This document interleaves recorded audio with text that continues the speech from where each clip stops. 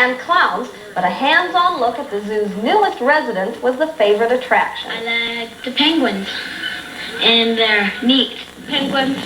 Why? Because they're cool, because they're from Florida, because I go to Florida. I'm going to Florida this summer. Organizers say the children enjoy the zoo more on a designated day for the handicapped because there are more volunteers to help out and special activities to take part in. 620 people took advantage of today's free admission. And we've been looking at the rate. We'll walk through the Great Plains Zoo and Museum, taking in the sights and the sounds.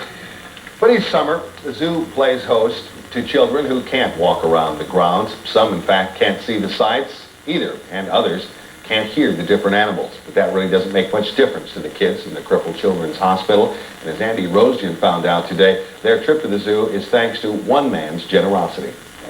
When we go to the zoo, most of us pick up feed pellets for the animals. Thanks to Cchs Crippled, when these guests from the Crippled Children's Hospital came through, they got a $1 bill. That's $1 for each of the nearly 500 kids who came to the door. We don't realize how fortunate we are. And so it's a great pleasure to help these little individuals. This is the second year the zoo has hosted this day of animal shows, balloons, and clowns for the kids.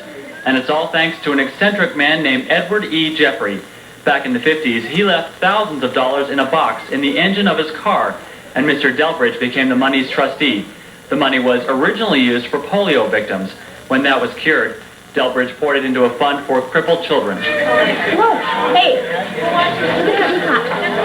For the kids, it was a chance to enjoy some things the rest of us might take for granted. I like the penguins, and I like the stuffed animals, because they're out and they're sometimes awake and sometimes asleep.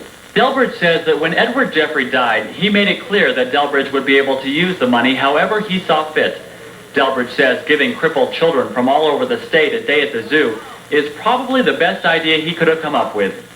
Andy ROESGEN, SIOUX First News. Sounds like Mr. Delbridge had as much pleasure in that day as the kids. Oh, I assume that's the case. Looks like they had a lot of fun, too. It's all the time we have for SIOUX First News tonight at 6. We thank you for being with us. And we hope you'll be here tonight again at 10. Good night.